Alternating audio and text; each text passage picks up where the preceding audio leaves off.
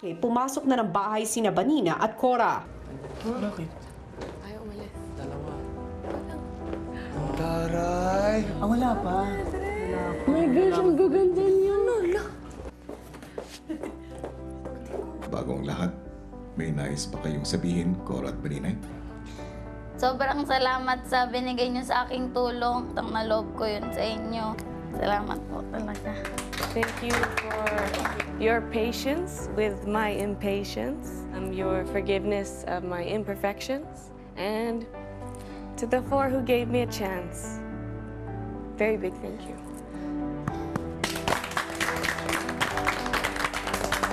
Housemates, bagamat ang isa ay nagkaroon ng malinaw na time advantage, kalahati ang naging lamang pagdating sa oras.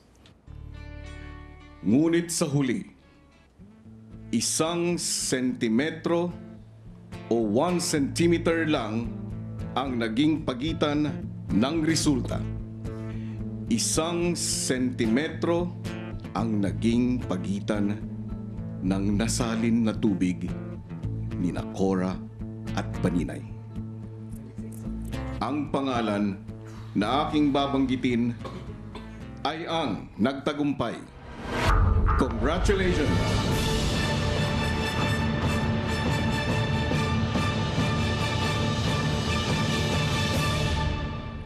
Cora, ikaw ang nagkamit ng 4th Lucky House at ang huling miyembro ng aking Dream Team.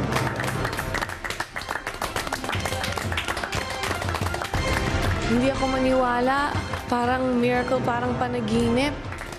Cora, welcome to my Dream Team.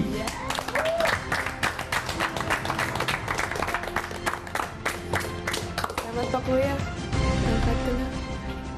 Totoo lang, nabilib din ako sa kanya kasi doon sa binigay namin na oras sa kanya, lumamang pa siya ng 1 centimeter. Ibig sabihin talagang para sa kanya yun.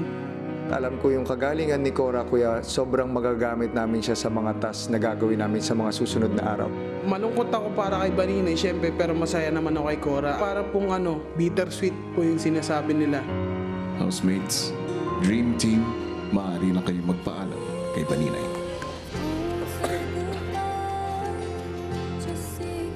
Imbis na malulungkot ako for Vaninay at malulungkot ako na hindi namin siya makakasama dito, hindi nila makikilala si Vaninay. Sobrang masaya na lang ako kasi nangyayari lagi dapat ang dapat mangyari.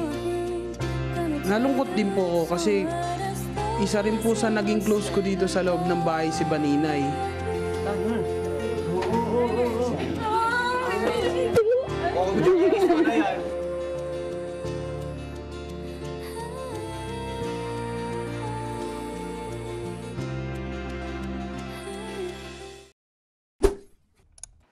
Hey, kapamilya! Be updated with the Pinoy Big Brother housemates by clicking the subscribe button and watch all the latest videos by clicking the I button above.